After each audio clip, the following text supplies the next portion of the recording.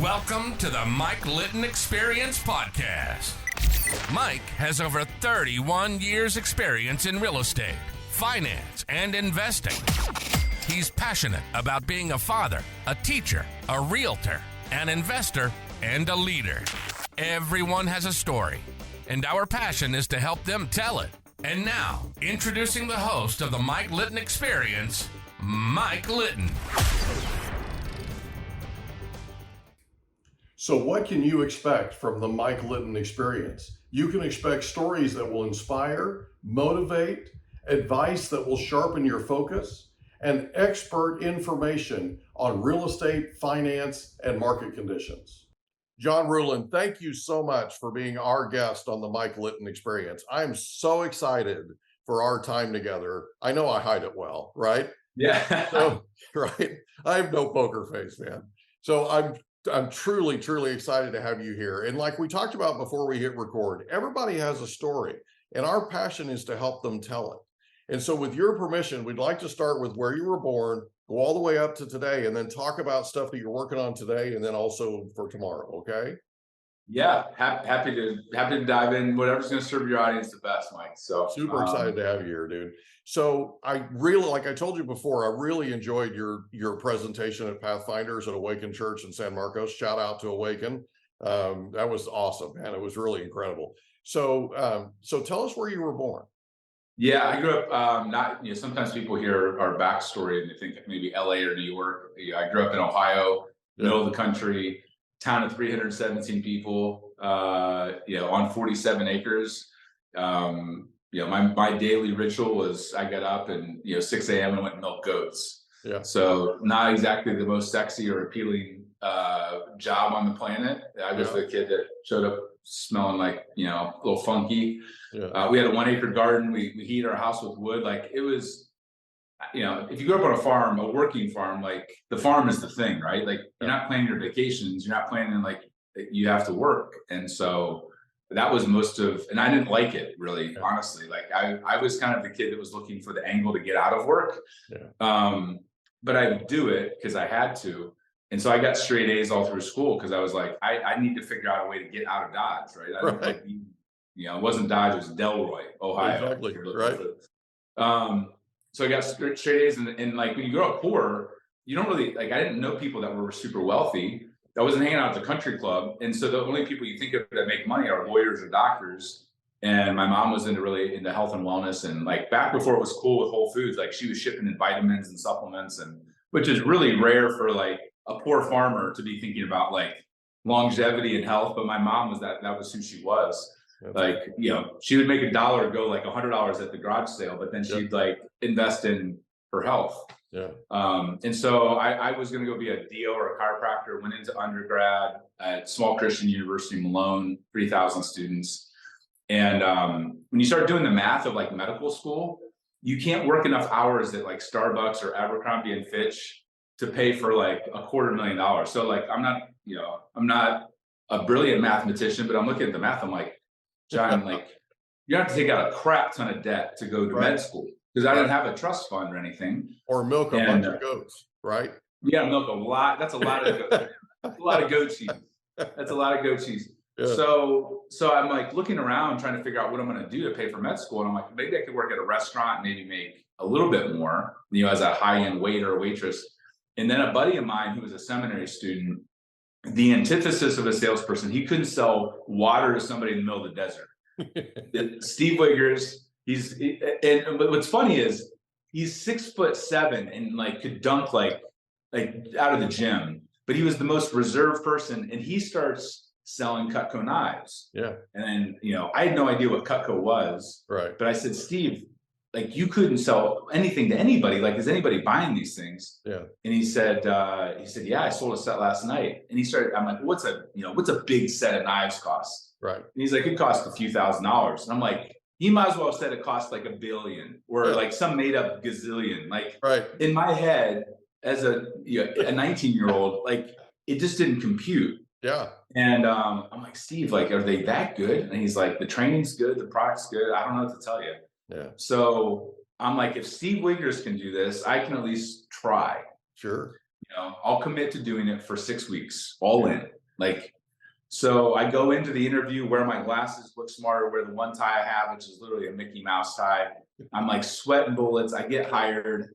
And my fourth appointment kind of changed my life forever. I went and pitched my girlfriend's dad, who owned a law firm. Yeah.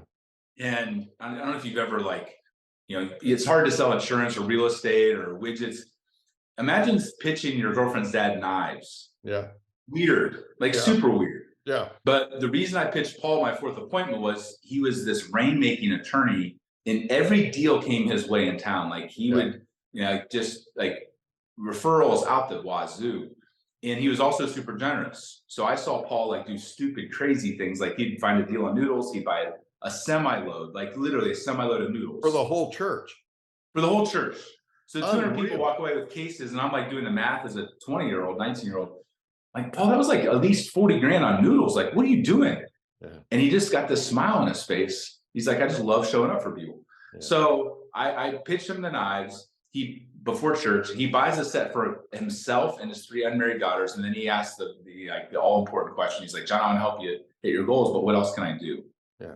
So my wheel starts spinning. Sure. I come back a week later and I'm like, Paul, all your clients are like this small to mid-sized business owners. They're CEOs of lumber yards, home builders, pallet shops, siding companies, insurance companies. Yeah. I said, you're always giving things away. Would you consider buying? Cutco has, $200-$300 pocket knives. And these guys are all into hunting, fishing, outdoors. It's Midwest.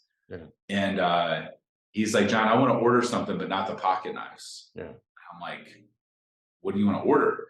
And he's like, I want to order 100 of the paring knives. I'm like, you want to give a bunch of CEO dudes that are like $1 million to $1 billion companies, like a kitchen tool? Like, I just couldn't compute. I'm like, not manly. Why? It's not manly. Yeah, not manly, doesn't make sense. Like, cigars, bourbon, wine, steak dinner, those all make sense. Right. Paring knife. Yeah. So I'm like, Paul, I'll sell you as many as you want. I'm pitching you twice in within 2 weeks. I'm desperate to sell these knives, but why? Yeah. And he said, John, the reason I have more referrals, deal flow, access, retention, I figured out a simple truth in business 35 years ago when I started the firm. And that's if you invest in and take care of the family in business, everything else takes care of itself. That's it. So that was like the mic drop moment. That was like the 2x4 upside the head. That was like, oh my God, this has nothing to do with the stupid knives. Paul understands reciprocity and investing in relationships and taking care of the people around the people. And so I'm like, I want to be Paul. I was literally, I'm like 20, I'm Paul's 60. I want to be Paul when I grow up. So I'm going to start modeling success, right? I'm going to start modeling what he's doing. And so instead of buying beer in college, I was investing $500 a month and buying 1 or 2, carving sets of Cutco. And I'd engrave the CEO's name, like a $200 million company I'd want to get a meeting with. I put a handwritten note inside, said, carve out 5 minutes for me. I promise to worth your time. I mail it off from my dorm room. I'm like 21. And I get a phone call in my dorm room. This is before cell phones were big. And it's the CEO, Jim's assistant, Susie. She's like, hey, we got your package. Jim was super impressed. He wants to meet with you next Tuesday. I'm like, frick, I got class next Tuesday. So I'm skipping class. I'm wearing the one suit I have on. I'm going into the room. It's like the mahogany boardroom. Yeah. Like Glengarry, Glen Ross kind of situation. I'm like about ready to crap my pants because I'm like so nervous. And in walks Jim. He's like, looks confused. He's like, are you the John Ruhlin that sent me that package? And I said, yes, sir. And he'd be like, man, I thought you'd be like some seasoned sales executive, like in their 50s. Right. I'm like, I'm really confused. Are you here to sell me knives? Like, what's going on here? Yeah. And I said, no, sir, I'm actually here to help you and your 1,000 sales reps do exactly what I did to you to your top 10,000 relationships. And that was like his jaw at the ground. He's like, you're good. Yeah. So we talked for about an hour. I walked out of there with a PO for 1,000 knife sets. And at the time, it was Cutco's biggest order that they'd ever seen. Yeah. And so it was at that point, I was like, I can, continue to go down med school path, or I can see if I started to notice nobody was teaching people in business. Yeah. Like people would do dinners, rounds of golf, ball game tickets, but nobody was teaching people how to really build real relationships that would drive towards revenue. Most of the time it was just check the box to be nice. And so I put med school on hold. I kept mimicking what Paul was doing and built out this framework. And we call it giftology, but really people don't care about the gifts. What they care about is the results. They care about the results through the relationships. Yeah. And so by the time I was a senior in college, Cutco's worked with about 2 million sales reps in 70 years. We became their #1 sales rep in the history of the company globally because of what I'm going to talk about today, which is how to build relationships and how to show up for people and how to build, like, drive memories and wow, and create a story and all this other stuff. And so that was 23 years ago. And I haven't looked back since. Yeah, so cool. So I love the fact that your girlfriend's dad was a mentor, right? Massively. And the thing that I mean, I've heard you obviously in interviews and that kind of thing. And one of the things that you mentioned was he was incredibly successful, but he was also really calm. Like he wasn't on edge. He wasn't anxious. He wasn't, right. He was just one of those really cool dudes. And like he had this land that ended up becoming the site of a major development in a few years. Yeah. And it just happened to happen, right? And it's like all these deals just kept coming his way. And you start looking at this thing and I think you call it radical generosity. Yeah. I mean, that's one of the terms for it is, right. Most people are generous because they have to, or they check the box for their church or, for their charity or whatever else. But Paul he just exuded. It was a way of life and a way of being for him. It was how he showed up in all arenas. Well, the thing that I love the most about this is you went out and modeled that, right? Because what he did, let's be honest, is over the top. Okay. And what you started doing, let's be honest, was over the top, right? Reaching out to CEOs and sending them these Cutco knives and all that kind of thing. By the way, Jesse Wright says hi. Oh, that's awesome. We had Jesse Wright on a few weeks ago, and she goes, "Oh, I know John," right? Because I told her I was trying to get you scheduled, So yeah, I need to throw that in there. You guys work together at Cutco, but the whole idea of the clarification that you got, you didn't have to ask her or ask him why, right? No, you did. You stayed curious, right? And that's a big thing with us is you got to stay in curiosity and stay out of judgment, right? You stayed curious and you figured out sort of what the magic formula was, and it's let's take care of the family, right? So simple concept. It's a simple concept, but what I love about it is you've taken it to a whole nother level, right? So like the thing you did with Electrolux, I mentioned to you that I'd worked with D.R. Horton before, right?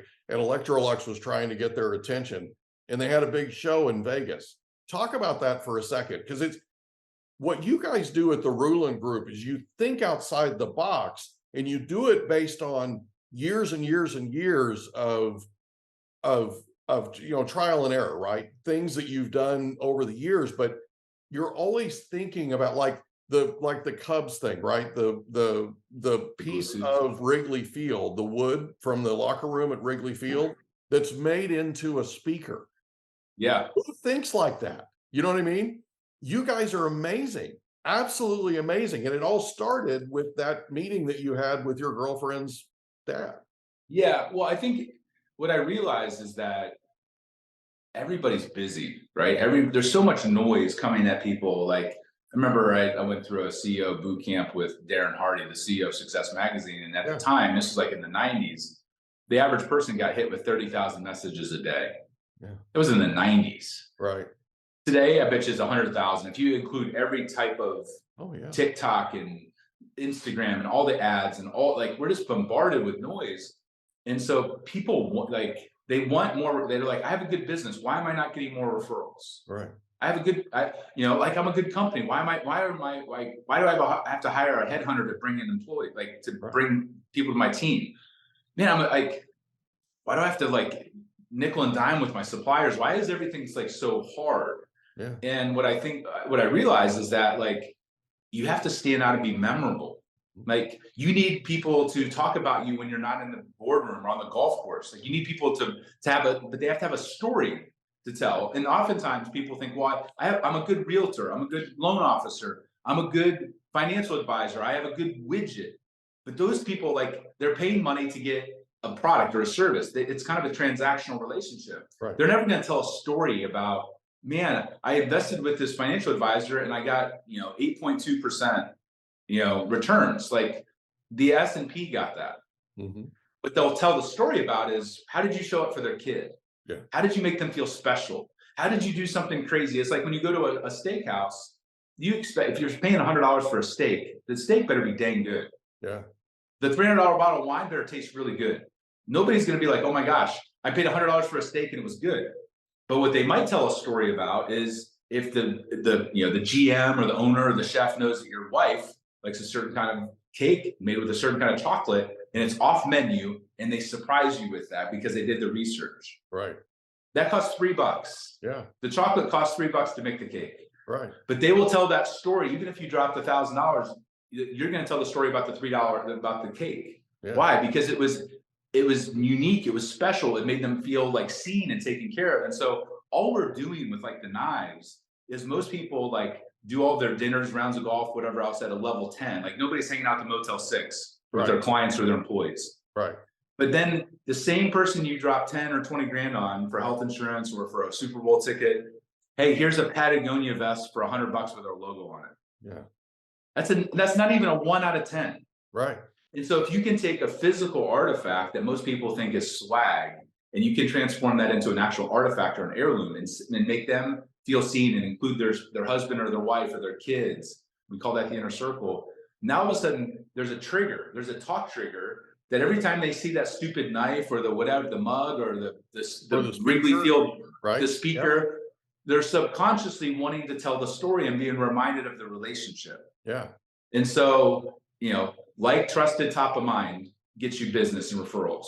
Like trusted top of mind. Most people aren't top of mind and there's no story around them beyond the transactional thing that they do. And that's the secret sauce that Paul got. They didn't talk about him being a lawyer. They talked about the noodles. Yeah.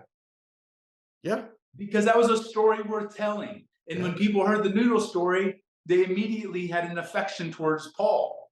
And they want, and we want to go do business with people that are kind and generous and thoughtful and make us feel special. Like God's wired us to be emotional beings. Yeah. And we forget that in business. We think, oh, it's about price, or oh, I got to sponsor this event. I got to have this trade show for $1 million. And I'm like, when's the last time you invested $1 million in the people that allow you to have a business? Right. You're pissing away $1 million to maybe get a few leads. Right. To maybe have a boondoggle and drink a bunch of booze with a bunch of guys that are already doing business with you. Yeah. What a waste of resources. I totally agree. But we do it in business because we think we have to, or because everybody else is doing it, or because we're afraid to like invest $1 million in differently. So a lot of times, all I'm trying to get people to do is think different. Take the same bucket of money and redirect those dollars in a way that nobody else in their industry is doing it. Well, that's the thing that I think is the most brilliant, because you've said this in other interviews, but your whole idea is, if I take somebody out to dinner, it's going to cost me $1,000, right? They're going to have how many dinners this year, right? 100. Now, I'm not the most memorable guy in the world. So having dinner with me is probably not going to be something that's really going to stick out, right? But if I take that same amount of money, that same budget, and instead of taking him to dinner, I invest in something like that speaker, right? Or I invest in something like with Electrolux, you guys, they sent out headphones, right? Earbuds, right? And then when they got to the hotel in Vegas, there was an actual speaker there. I mean, it's just too cool, right? But it's things where you guys are thinking outside the box and you're making an impression. Yep. Right. And stuff that people are going to re-gift and like you said, end up in the pile to Goodwill. Okay. That kind of thing. You're just throwing money, good money after bad. I mean, it's crazy. Yeah. The amount of people that they'll try to mimic what we're doing. Yeah. Because as an agency, we can't work with every company. Yeah. And most of our clients are small to mid-sized companies. Like I have the Fortune 500, but most of them aren't edgy. They don't want to get fired. Our best clients are small to mid-sized companies because they're competing against the publicly traded company. Well, they have to think outside the box, right? They have to do what you did. They have to do what you did when you were in college, and right, the 4 years you were with Cutco that you set those records. Everything you did was you know, let's be honest, over the top, right? It was let's get their attention. Let's figure out a way to get a hold of them, right? Like I love the story. I love the story about the Brooks Brothers thing.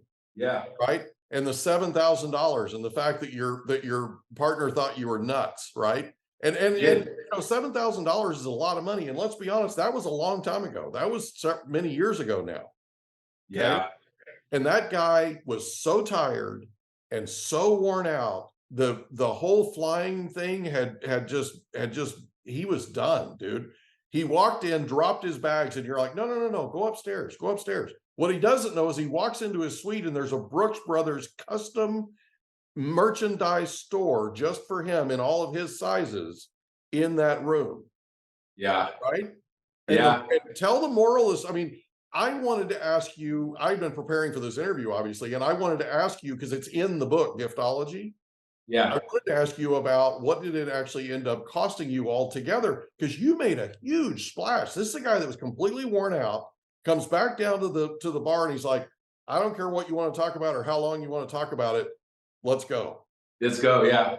Well, we all have people, clients, centers of influence, referral sources, suppliers, partners, key people that like make or break our business. Like if you've been in business for a decade or two, you look around and you're like, without that banker, without that mentor, without that client, without that, maybe those 10 people, like it's cool to have 10 million followers on Instagram, but most of the time it's like less than 100 relationships that make or break a company. Oh, absolutely. Of any size. Yeah. And so, you know, for me, I saw Cameron as that person. I wanted him to mentor me. I didn't want him just to be a client. I wanted him to be an advisor. And his coaching is like 20 grand a month or some crazy number. Yeah. And so like when he was coming to town, I thought the dinner and the ball game was going to seal the deal. And like his response was, I don't really want to go to the dinner and the ball game, but I guess I'll go. Because to your point, 100, everybody does dinners, ball games, rounds of golf, travel. It's the same dog and pony show. It doesn't matter if you sell software or toilet paper. Everybody does the same stuff. Right. So for Cameron, you know, when I did that $7,000 in clothing, it got his attention. But what a lot of times people don't realize is I invested for another decade in that relationship. Yeah. You know, it was the full $10,000 knife set. It was all these things. And people are like, dude, how much was it total? I'm like, 25 grand. Yeah. And people are like, even Google gets uncomfortable with $25,000. And I'm like, Google, first off, you got slides in your lobby. Second off, like 25 grand doesn't even get a small entrepreneur a good assistant for half a year. Right. And I got Cameron as an active sales rep for my brand for 25 grand for 10 years. Yeah. And he's $20,000 a month. Yeah, $20,000 a month. But because I wanted to show him over and over again that I wasn't doing this to be transactional. I was doing this because I really valued. If I got 5 minutes of his time, if I got a 30-second text message back, like I really, like everybody says, I appreciate your time. Show me with your actions and with your money, right, that you appreciate my time. Yeah. But I want to pick your brain is like a swear word to me. Like you want my time for free? So many times people want your time, which is the one asset that you never get more of. Yep. And so whether it's 5 minutes or 50 minutes or 5 hours, I tell people all the time that if you lose an RFP, you should send gifts. And they're like, but we didn't get the business. Right. I'm like, no, but they probably gave you 14 hours of their time to consider you as one of their providers. And that provider that won is going to drop the ball. And you need to play above board and appreciate the fact that they gave you 14 hours, even if they didn't pick you, because eventually that RFP is going to come back around in 3 years or 5 years. Well, how many are there behind them? Right? Like there's 34,000 realtors in San Diego County. There's 33,999 right behind me. Right? Yep. That's what I keep explaining to people. You've got to differentiate. You have to. You have to go all in. And so like by going all, like most people they'll drop $7,000 on a bar tab in Vegas. Yeah. They'll drop $70,000 on coffee at a conference. Literally, like if you have a big conference, your coffee bill probably is $100,000. Yeah. For coffee. Yeah. That nobody even really they're only pissed or any emotion is if you don't have it. If it's not there. Right. It's all table. So almost everything we do in business, health insurance for our employees, conferences, it's all table stakes. Yeah. It's all keeps you at neutral. Yeah. I'm looking for the areas where I can go all in on this little tiny detail. That's why we did the metal business cards 15 years ago. Because most people had a 1 penny business card, and then we had a $1 business card, which is 100 times more. Then we took it up to a $3 business card, which is 300 times more. That's an area where I could be different. My letterhead is $10. It's a sheet of steel. Most people have a 10-cent piece of stationery, if at all. Nobody handwrites notes anymore. When I handwrite a note, it's on a $10 piece of steel, and people frame them. Wow. The knives, what do most people do? They do $20 boxes of brownies or a polo shirt for $40. If I get somebody that I respect, if I get even 15 minutes of their time, I'll send them a $250 to $500 gift, thanking them for their time. And they're like out of their mind because nobody does that. They maybe get that level of appreciation if you do $1 million in business with them. Yeah. And so I'm looking for the areas where most people go cheap and I go super expensive, and where everybody goes expensive, I go super cheap, or I cut it out because I can't compete there. Yeah. I can't out advertise my competitors, and neither can my small and mid-sized companies, but I can be more thoughtful, more creative, and more engaged with a small number of people and deepen that relationship and make stories that they can't help but want to talk about. That's where the referrals without asking comes. Yeah. That's where the deals come. So Giftology, obviously, I've listened to as an audiobook a few times now, right? And I've been on your site and I've seen that, I've seen the bonus material, that kind of thing, right? Which is invaluable, by the way. And, one of the things that's a bonus with the book on the website is you can actually, there are like 10 things that you should never send. Yeah. Right. And one of them is you should never send alcohol. Another one's you should never send food, right? Right. And people do that stuff all the time. It's like you were talking about in the book. You go to a particular conference room of a corporation, and the conference room is filled with all these, bottles of liquor and bottles of champagne and all this other stuff, right? All this, and it's literally everybody is in the same crowd doing the same exact thing, because they feel like they have to do it to keep somebody's attention. You don't even go.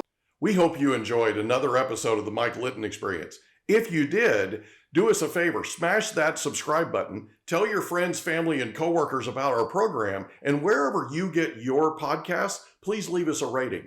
It helps us to connect with quality people just like you. And that's a wrap. Another episode of the Mike Litton Experience in the books. Reach out to Mike on Instagram at Litton Realty. Want to meet with Mike? Check out calendly.com/Rio760.